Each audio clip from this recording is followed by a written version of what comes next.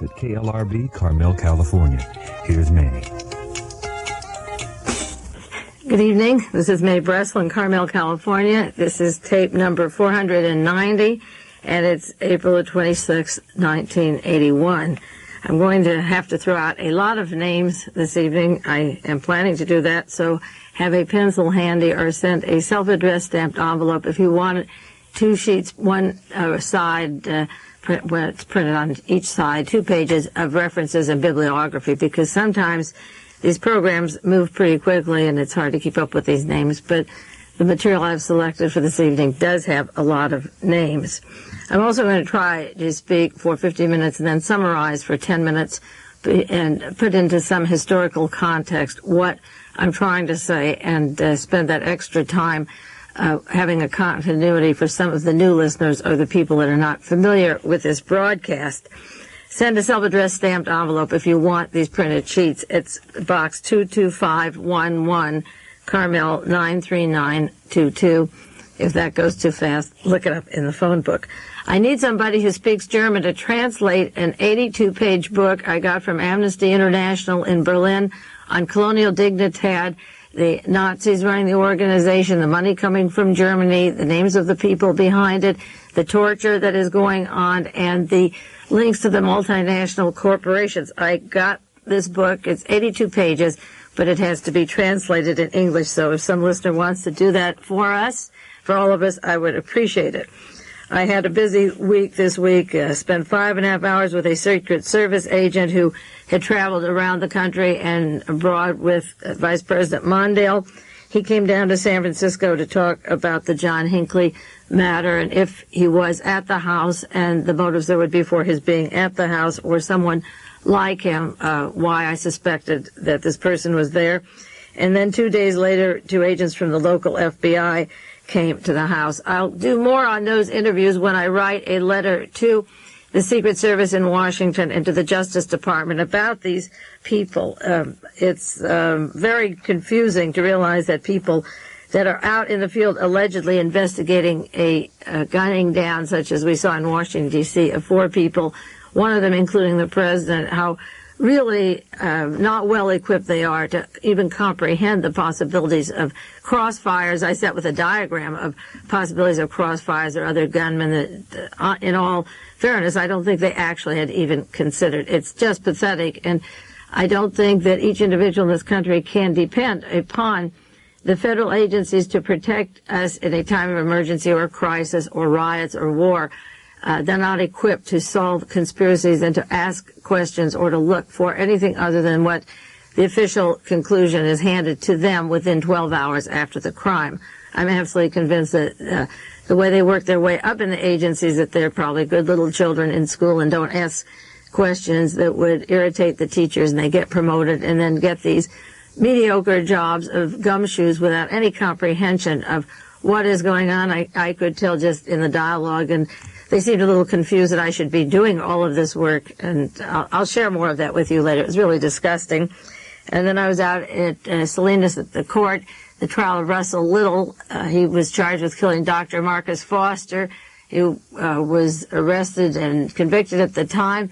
He's having a retrial 7 years later, and this was the preceding of the SLA, the kidnapping of Patty Hearst. And I'll do an evening on American terror and the kidnapping of Patty Hearst and the shocking revelations just that one day of the trial. Chris Thompson was on the stand, and I'll be following the rest of the week and maybe 2 weeks during the daytime of the trial out in Salinas and share that with you.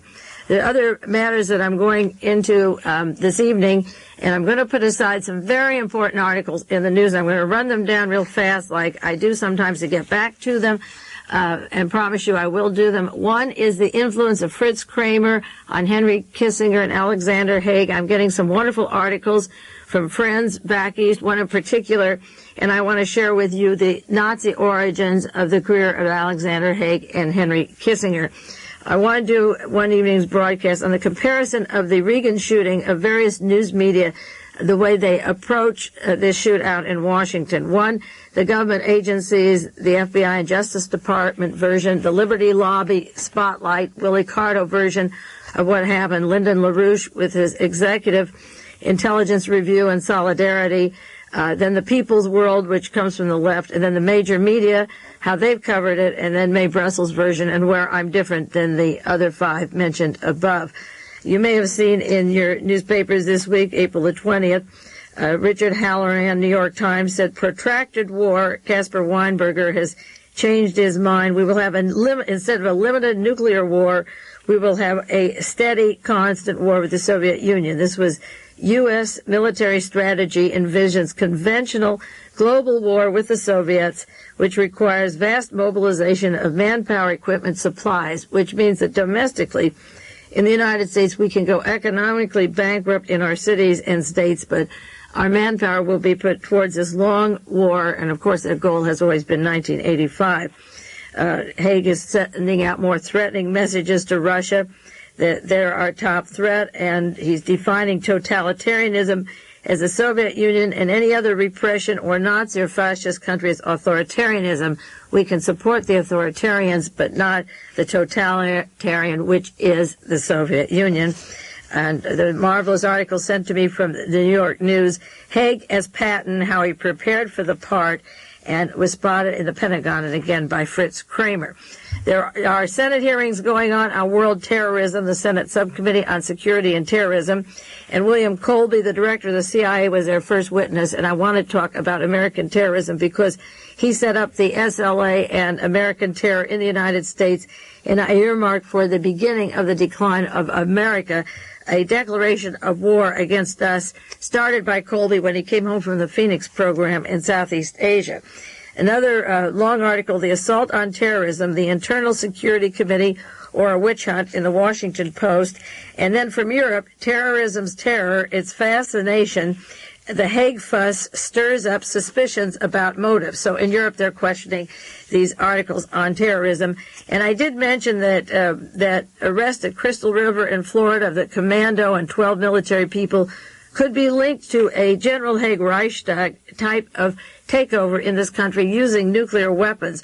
And that arrest was hushed up, and we haven't heard a thing about that, but a friend who put on her videotape and taped in NBC News April the 15th, just a week ago, almost 2 weeks ago, picked up an arrest in the Little Havana section of Miami, Florida, of 2 men who had been arrested originally in the Crystal River area by the atomic base there, and they'd gotten off at Crystal River, Florida. And these 2 had all kinds of weapons, submachine guns with silencers, the kind that their friend Mitchell Wirbel makes, and homemade bombs, and all kinds of explosives. And they were on their way for an assassination to assassinate, and NBC News promised you'll hear about it shortly, but we haven't heard a word. They said the police will give you the names of the assassination target.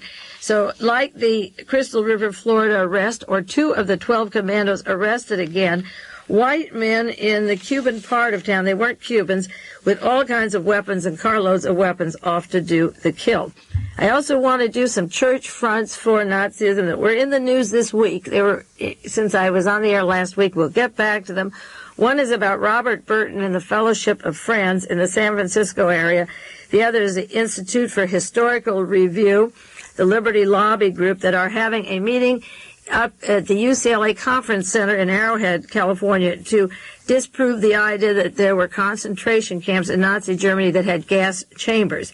This is put on by university professors around the United States, the Institute for Historical Review, to show that there was no Holocaust in Poland or Germany. And there are many other programs I want to do about Liberia, the City on a Hill.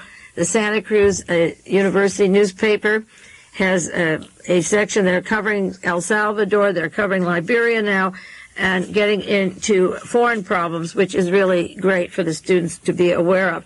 I also want to talk about the bank robberies, a continuation of those missing millions we've been doing. The fugitive from the underworld from Chicago who took off with $3.3 million from Arizona, Tucson, Arizona, that was an inside job.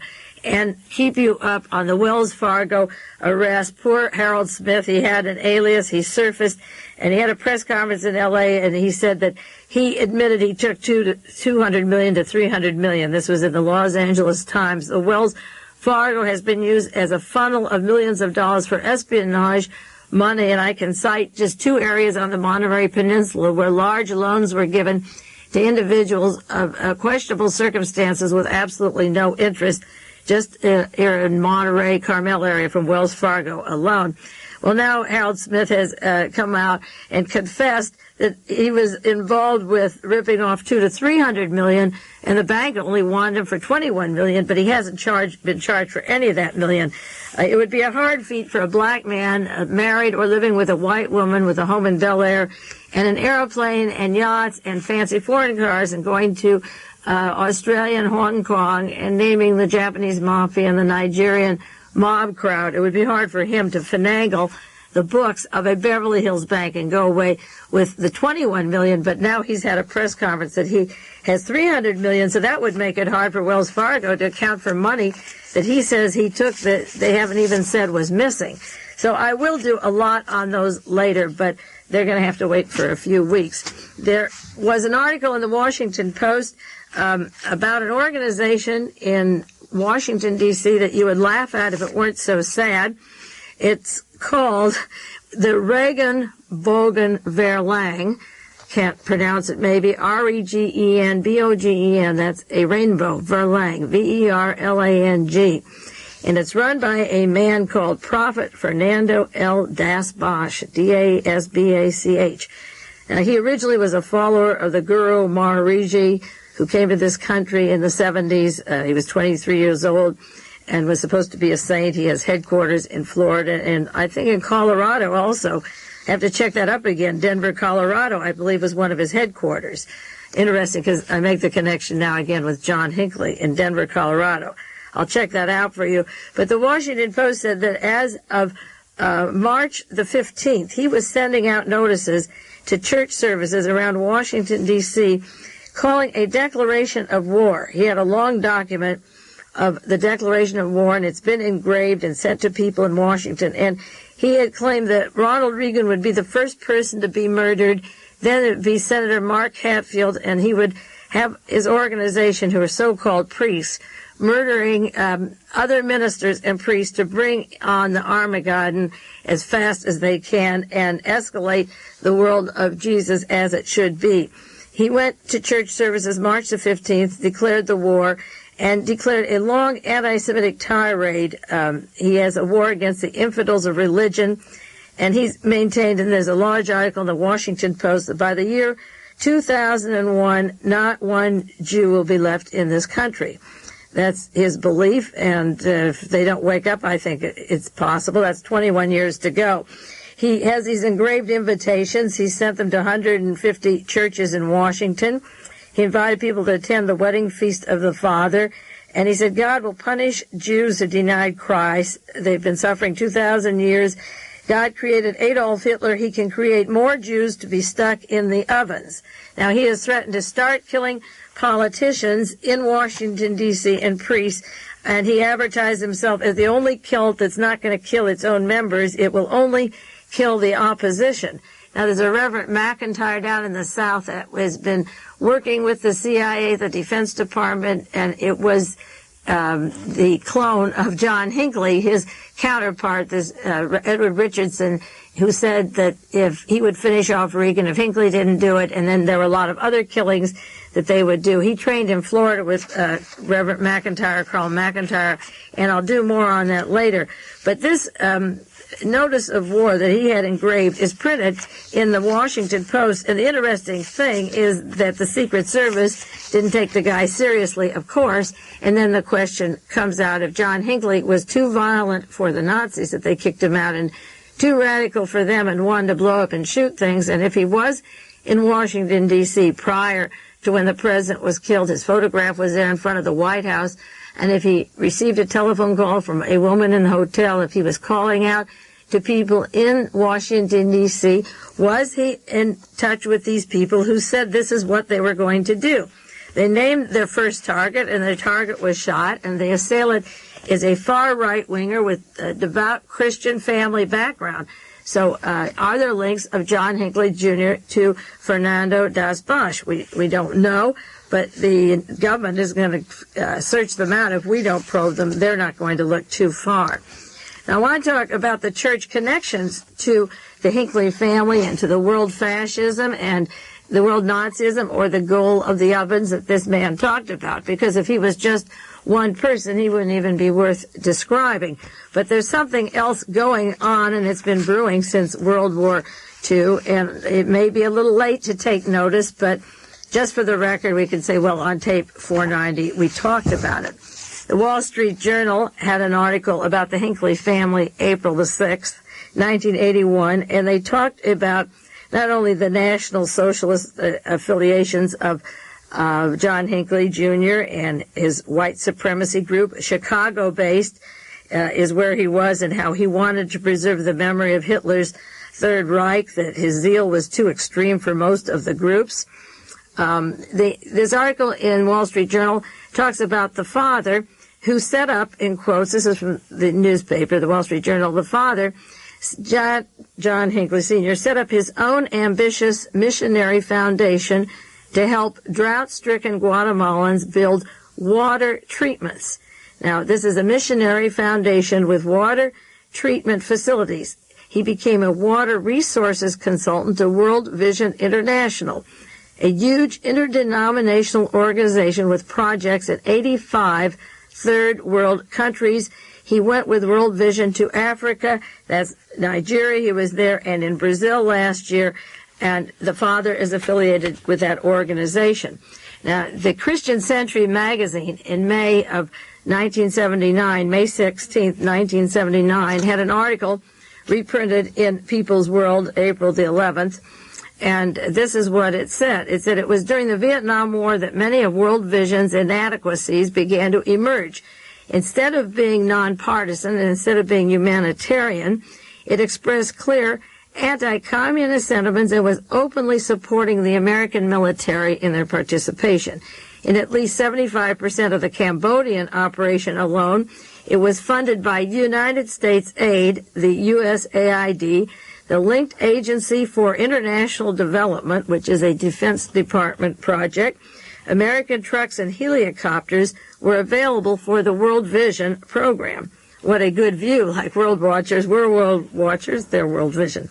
The CIA used information obtained by the group, so they were informers, and by their field workers as part of their normal intelligence function. World Vision are often missionaries of the very conservative right-wing capitalist values, the right wing, and this is in third world countries, as much as they serve the poor. World Vision is has been discredited in their refugee work in South China Seas. In 1978, they sent their own ship to the South China Sea to aid boat people. When the refugees assumed that it would be a rescue boat, they refused to leave. They climbed aboard that boat, the Sea Sweep. In World Vision's ties to the CIA Relief Fund were in Nigeria and Biafra, and this is very important. The Dallas Times-Herald said that they helped coordinate relief efforts. Biafra operations carried out were done to prolong the 1968 Nigerian Civil War and to funnel funds and suppliers to the rebels, so that the World Vision was helping prolong that terrible conflict in Biafra and Nigeria instead of solving it. This is from the Christian Century in May 1979. So that the Christian charitable purpose of this organization, or the humanitarian aspect, was linked to the Defense Department, to AID, that has been a means of repression of the poor and hungry all over the world. Newsweek described John Hinckley Sr. as part of World Vision International, a Christian group that started with born-again Christians, evangelical, humanitarian relief agency. Well, World Vision appeared on our television this week. I'm sure it was national. The program must have had a national appeal. And it was a one-hour broadcast that was not only shown one night, it was shown about 3 different times this week on our national television. And it was a one-hour program called Crisis in the Horn of Africa. Maybe you saw it in your TV guides in your local stations. Presented by World Vision, Crisis in the Horn of Africa, a compelling documentary about the greatest human need crisis in our world.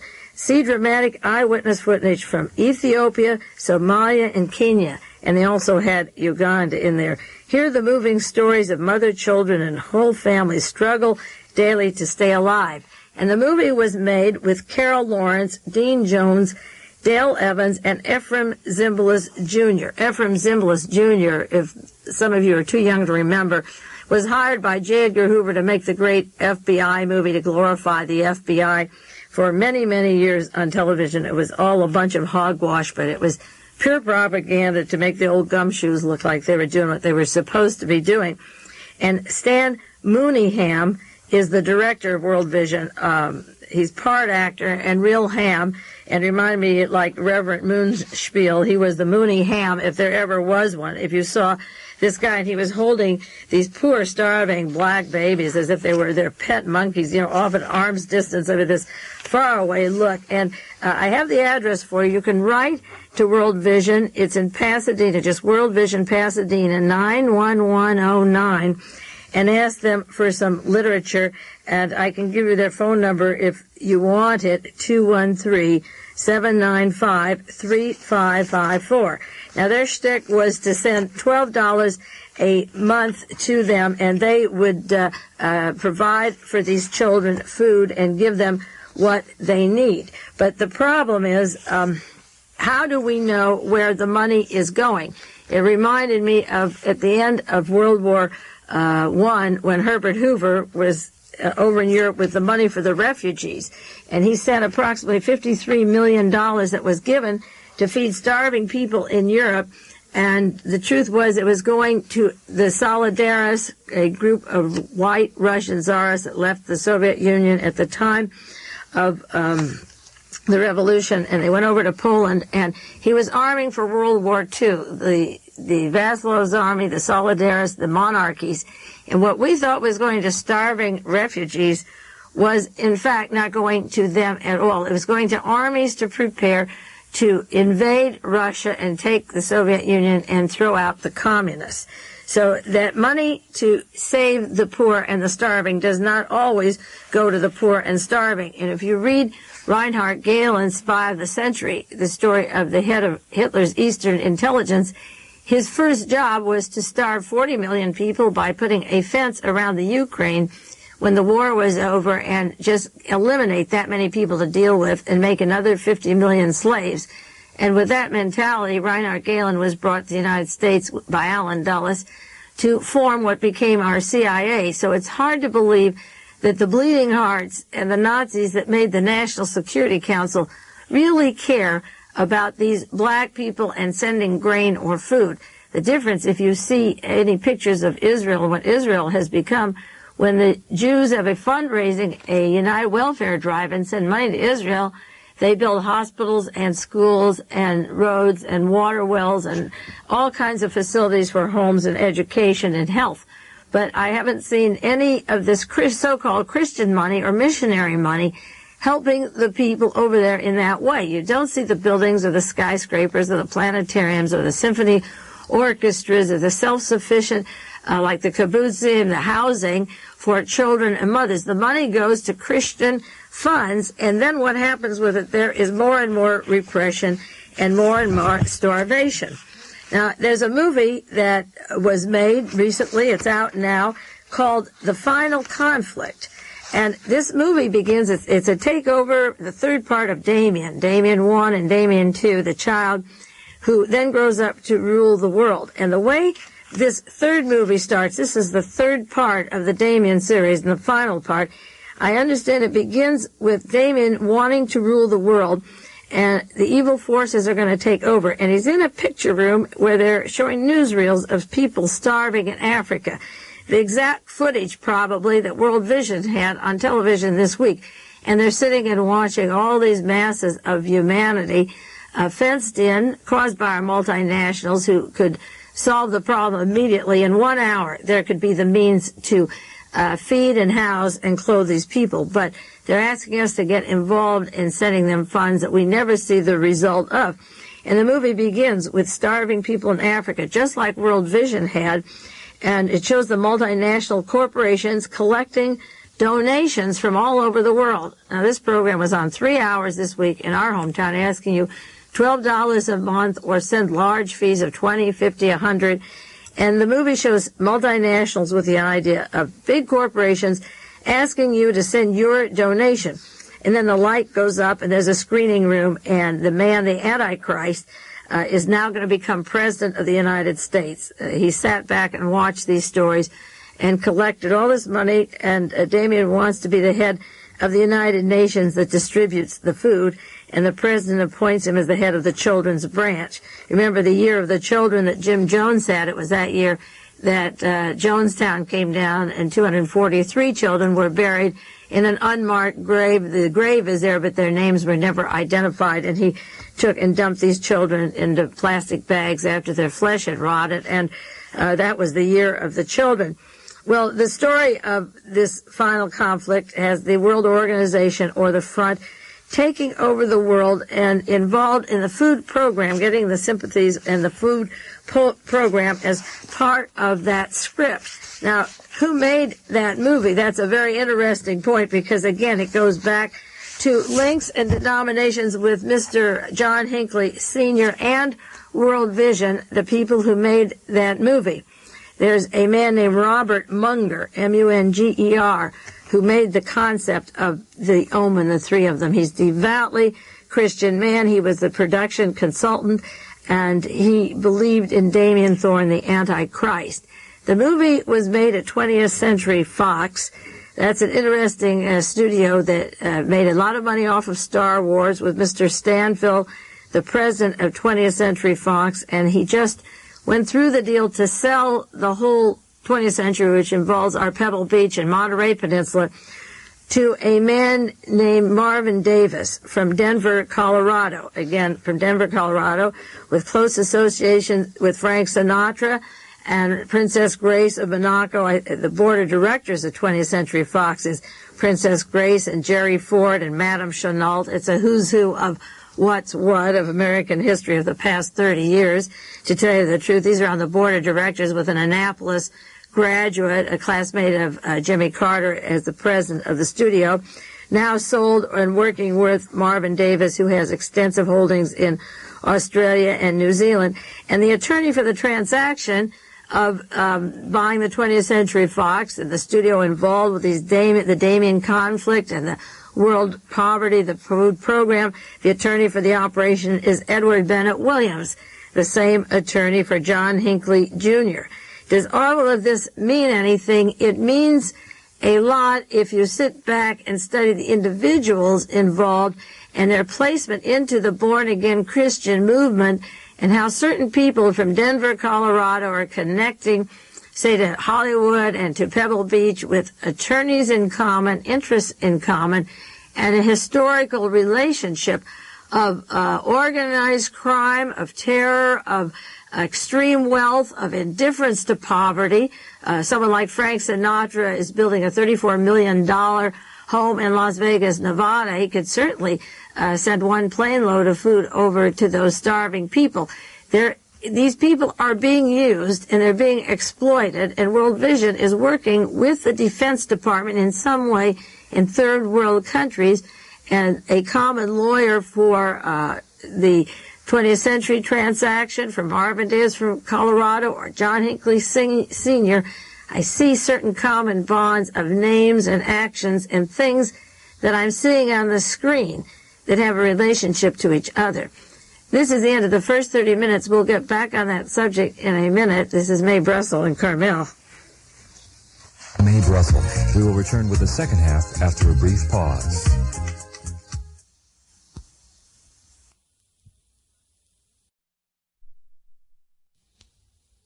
Okay. The advertisement slogan for the final conflict is, "The power of evil is no longer in the hands of children." And they have a quotation from the New Testament, the book of Revelations, and they say the beast of Satan will be a charismatic leader who will hold sway over the world before being destroyed by the Messiah. The lead, Sam Neill, believes in this. His quote is saying, "In this movie, the bad guys are not stupid guys with horns and fans. They don't have a little tag saying, 'I am the devil.' They are charismatic, like Adolf Hitler was, and people will say, 'What a wonderful man.'" Now, would that be Henry Kissinger, who has so much charisma in Washington? Would it be Alexander Haig? Would it be Caspar Weinberger or the suave George Bush? How will you know if they don't have armbands and marching feet who they are when they come in and how far they will take you down this road to World War III, no matter what the price, if they believe in it? And part of this whole war and the newspaper articles about World War III, whether it's a limited nuclear or long drawn, is fighting the Antichrist because the Russians have thrown the church out with the communism, and the whole thing is that we have to take that continent, no matter what the cost, whether we make atomic weapons that pollute the entire ocean and the acid rain, or destroy people's minds with massive mind control, or subdue them with narcotics, or lock them up in prisons. We are fighting the Antichrist, and it is that factor that has taken over. And any politician that stands in the way, or any priest who stands in the way of this Antichrist idea is going to be gunned down, because there are enough people and zombies now being prepared out of places like Jonestown and these churches, or this wonderful Reagan-Bogen Verlang. This guy's right in Washington, D.C., and the Secret Service writes reports, well, don't take him seriously, he's no threat. And 15 days later, the first man on their list is down. Now, the Hinckley family, there's another description of them in Wall Street Journal another day, April the 9th, and it describes how they've kind of been set back because of their son being involved in the shooting of Ronald Reagan, although you wouldn't know it, the name's almost off the news by now. But they said that they have a long commitment for drilling funds from European investors, and that the company's investors and partners don't have any intention of closing up. That there will be money coming in, and they said after the shooting, the company's first order of business happened to be an important meeting with European investors interested in making long-term investments in Vanderbilt Energy, and that they will have a steady stream of money and they'll work it out. They acknowledge the retreat of European investors is a disappointment to the company. Now, it'd be interesting, the FBI and Secret Service, of course, I would want them to know what countries had appointments that week to invest into Vanderbilt Energy, little known in Denver, Colorado, but a man who has affiliations with World Vision in 85 countries and is moving to Guatemala. Is there Nazi money from Germany going into these corporations and down to Guatemala, where he was moving, or into World Vision? So the question, of course, that is hardly asked and never answered is what European countries are pouring money into Vanderbilt Energy. Maybe it has nothing to do with the plans for Alexander Haig and George Bush to take over the country, but maybe it has everything to do. They sit right on the top of the Trilateral Commission, and people have been afraid of their power for years as a multinational group operated around the world and across the world, larger than individual countries. So what countries were involved with Vanderbilt Energy, and when will they pour the money? Now, there's another outfit that also feeds on the starving poor. It's the EST, the Werner Erhard. I don't do much on this program about it, but it's apropos with seeing this movie of these starving people. And incidentally, when they show these people being gunned down by Idi Amin in Uganda and taking their leather clothing off and killing their cattle and their means of food, the movie doesn't bother to say that Samuel Cummings of the Central Intelligence Agency from Pennsylvania, living in Monaco, and George Kerkol or Frank Turple were supplying Gaddafi and Idi Amin with weapons to gun those people down. You see, I'm very suspicious of these food programs, as I say, going back to Herbert Hoover, but more than ever with Vanderbilt Energy and World Vision and Ephraim Zimbalist and the whole group, because the movies don't tell you how they got to be hungry. They say these are women and children, and they're pathetic. Their legs look like pencils, and they have pneumonia and diseases, and they give them a little bit of corn and feel like good Christians. They fly with an airplane and drop the stuff and leave, but they don't tell you how the heads of households got killed with American weapons. We made the orphans, and then they asked us to give them money to keep their organization going so they could become informers for the CIA to make more slaves. If these people really didn't want starving people on the borders of these countries, they would stop sending weapons all over the world just to make a buck. It seems to me America could manufacture something besides weapons. We create the situation for the orphans in these countries, in Kenya and so forth, and Somalia. and Uganda, and we make the crisis. Then we put it on television to give us the guilt instead of the people just throwing something at their TV and unplugging it and demanding that the government stop making the weapons and wars and creating the orphans. I've never heard of such hypocrisy. But Werner Erhard's another one who has that Feed the Poor program, who collects money and groups such as he has public prominent people working for him, the worst of Dick Gregory, and many movie people. And he has his EST. There's a wonderful article about him, the Miami Herald, and I have many on Werner Erhard, and a good book on him, The Millionaire Guru Who Sold in Used Car Lots in St. Louis, Missouri, another town of Nazi headquarters where Hinckley was to celebrate the anniversary of Nazi Rockwell's birthday in St. Louis, a nest of Nazis in St. Louis and Chicago. But he was Jack Rosenberg, and he chose the name Werner Erhard. Werner is from Werner Heisenberg, and Ludwig Erhard, he took the name Erhard from him. Those were his heroes, and allegedly he saw an article about West Germany in Esquire magazine. Esquire must be a really funky magazine with a lot of key words coming out. I remember John Hinckley was supposed to have fallen for Jodie Foster, wanted to go to Yale in September because he read it in Esquire. And at the time of Jonestown, Jim Jones went down to Belo Horizonte with the CIA in Brazil because he read in Esquire that it was a safe place. And Jake Rosenberg decided that the article on West Germany would cause him to become Werner Erhard. I know that there are some CIA people on the staff of Esquire, but I don't know how far back it goes. I know one in particular who's been there the last couple of years at least. But by 1972, Erhard was in California, where the big bulk of the money and Stanford research and the University of California and UCLA and the mind control programs go. So he was down in Esalen in California. Then he got up in San Jose with Harry Margolis, the tax attorney who has Operation Haven, that tax haven in the Bahamas, and connected with the Bahamas and the Netherlands Antilles. Then Werner Erhard set up his revenues in Switzerland. They're in a Swiss bank. His charitable settlement is in a tax-free, it's called Isle of Jersey, and all of his money, called the Body of Knowledge, is in a Dutch corporation. He pays 7% Dutch taxes, and he has a foundation in Bern, Switzerland. So when you send him a buck for the starving poor, he was going to end the starving poor, and was at Madison Square Garden and large cities with pictures of these same black people, suffering from these terrible diseases. Werner Erhard, if you want to send your money, you'll just about get into Bern, Switzerland, and not be sure that I don't know if he's saved one person since he started the Feed the Poor program, but he's a splinter off the World Vision program where they're really getting away with an awful lot. Going back in 1960, June 60, almost a year ago, I did a program, tape 444, The Fruits of the JFK Assassination Paying Off.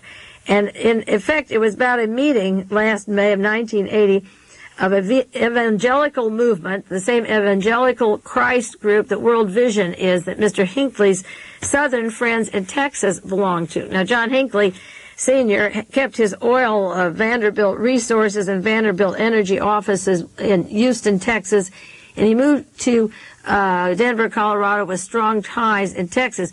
But his neighbors, the neighbors that moved down the street where he lived, like Nelson Bunker Hunt or Mr. Clements, the governor of Texas now, was Secretary of Defense. He had some fancy Texas people that set up an organization of 100 Americans last year to turn the entire world Christian. Their first project was to raise $1 billion each, $1 billion each to spread, of 100 Americans, to spread the gospel around the world and turn the world Christian. And Leon Jaworski was a member of that group, that meeting. They had a meeting in May of 1980, and it was set up by Clement Stone, Richard Nixon's pal, and I'll do some more on him and his links to the Hinckley family.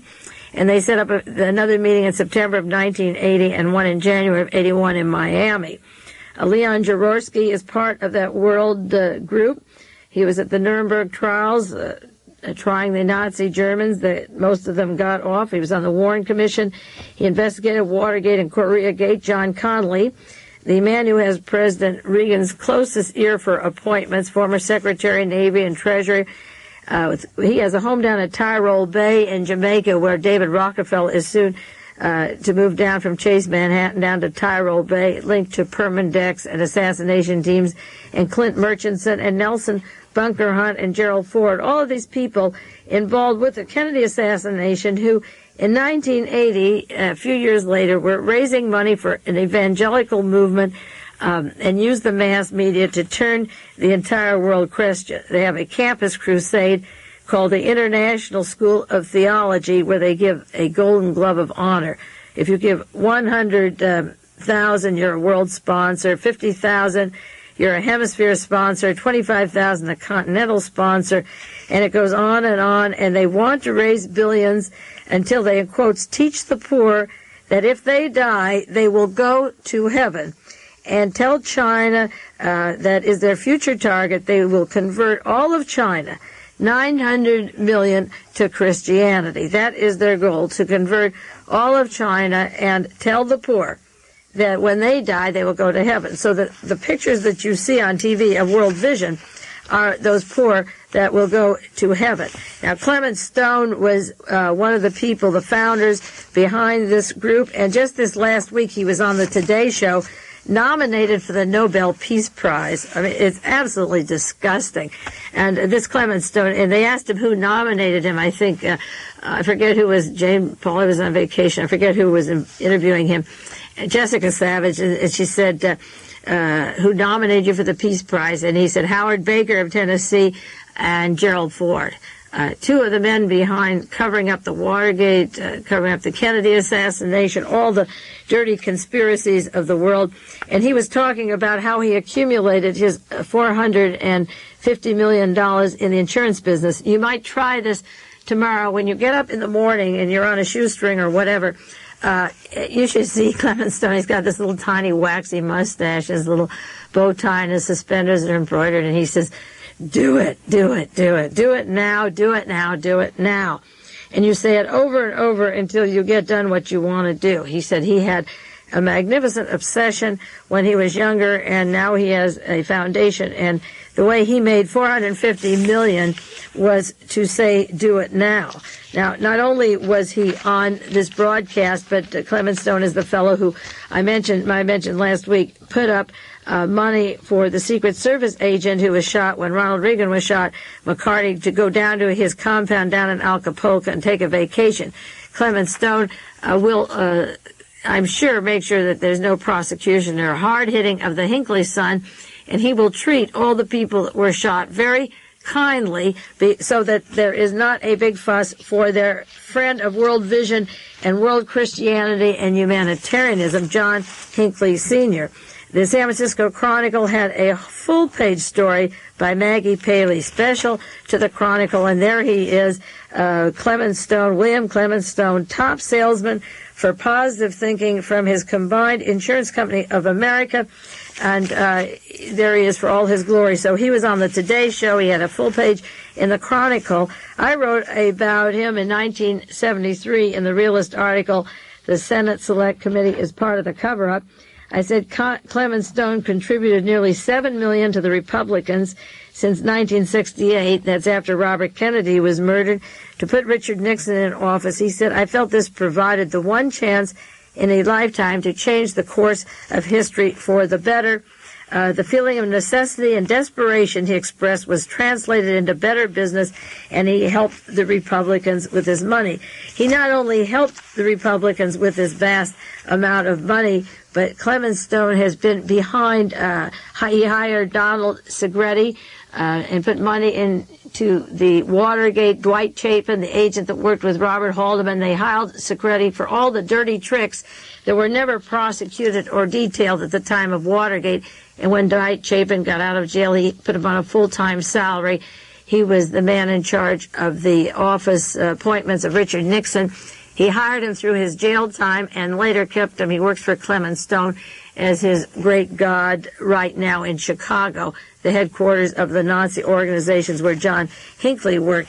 Now, the problem of these World Vision and Clement Stones and the organization to turn the whole world Christian is that, in essence, what they are going to do is any means necessary They will arm every country. They will turn people against each other. They will fight it out in countries where there are non-Christians and decimate them, because in order to get that Christian message across, they believe that it's now or never. And one other article at the time, right after Ronald Reagan was shot, it was in Newsweek, April the 13th, Charles Lindbergh, where are you now? They run those ads all the time, put out by Computer Science Corporation.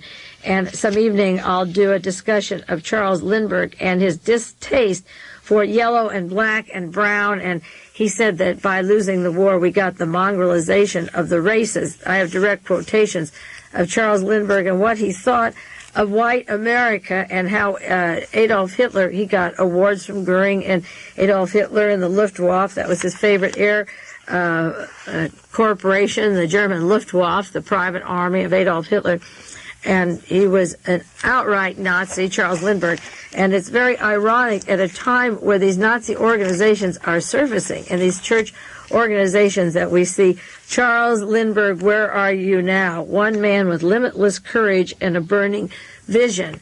Now, in essence, I think that encourages people to kill and go out. If they're more violent than the Nazis, and the Nazis are waiting to be violent, somebody has to get the first guns off. Now, as I said, I'm going to try for the last 10 minutes to summarize what I've been trying to tell you about these characters and about these movies and about money to feed the poor. And Ephraim Zimbalist, or World Vision, the attorney for John Hinckley Jr., when he went to the Brain Control Center in Durham, North Carolina, where they can wash and sanitize his brain and protect the family from any scandal, because he's a very poor, sick, tired boy. He's getting this protection. The father has international connections. His national wealth is puny, but he has immense power in the Dallas-Fort Worth area with people who have been Christian fundamentalists that don't mind a confrontation. In the world, they're arming every single country. John Connally has been part of this, as Secretary of the Navy, Secretary of the Treasury. Out of Texas has come a group of people like George Bush and John Connally and Leon Jaworski and Clement Stone, who has offices down there out of Chicago, and Clint Murchison and Nelson Bunker Hunt, and people like Gerald Ford, who worked with Jaworski and Connally at the time Kennedy was killed. Outside of the Southwest has come something deeper and worse than just a North-South battle that we had in the Civil War. We had economic problems of using slave or freeing slave, or separating from the Union or staying together. We've had North and South problems of elitism, of the Eastern Seaboard thinking they were superior than the Southwest, kind of bringing this on. The Harvard, the Yale, the Princetons, the Yaleys, the Vassars, the Smiths, the Welsleys, and the Benningtons, the superior brains in some ways. The testings are done to get them into college, the recommendations, the parents, the sororities and fraternities, to keep an elite white wing, not only right wing, but I would say a white wing in power. And they formed the National Security Council, and committees like the Trilateral are meeting in Europe with the aristocracy, and in Monte Carlo. And in Monte Carlo became the headquarters for arming the aristocracy to put them back on their crummy thrones. And the Soviet Union, when it became the Soviet Union, threatened the ruling class, the world bankers, and particularly the church, because they threw the church out with the economic policies. And we're getting in this country, under the churches, the right to arm, the right to stockpile weapons, the right to make grenades. The Secret Service and the FBI both told me they can't investigate any of the organizations like the Reverend Moons, the Fellowship of Friends, and their links, direct links to Nazi, not neo-Nazi, not 20-year-old Nazis, not 30, the old Nazis, or down in Chile.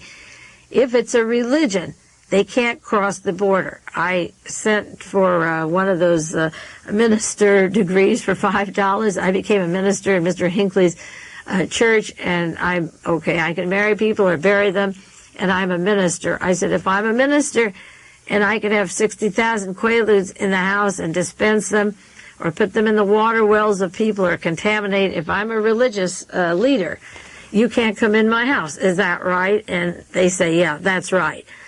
You can have guns, you can stockpile for the whole neighborhood, for the whole block, for the whole area, geographical area, if you're a minister or a priest. So what has happened, the FBI said, well, we don't keep track of Nazis, we don't keep track of Minutemen. And these men tried to say that after 72, it was the liberals who didn't like the gumshoes bugging them with the Communist Workers' Party, the Socialist Party. Therefore, their wings were clipped. And I reminded them their wings were clipped because they sent in provocateurs to do the violence. They were involved in the killings in the South, the racist killings. Their agents killed. Their agents bombed universities. They bombed army depots. They set fire to places. I remember being at a meeting, the anti-war group at a GI coffee house out here in Seaside. And a fellow pulls up and he says, let's get these bombs and let's get the action going. So we questioned him, and we knew he was the agent in the crowd. He gets immunity. He brings in the weapons. He helps burn the draft cards. He brings in the ammunition. He can call the press. And then he gets immunity, and the others get caught.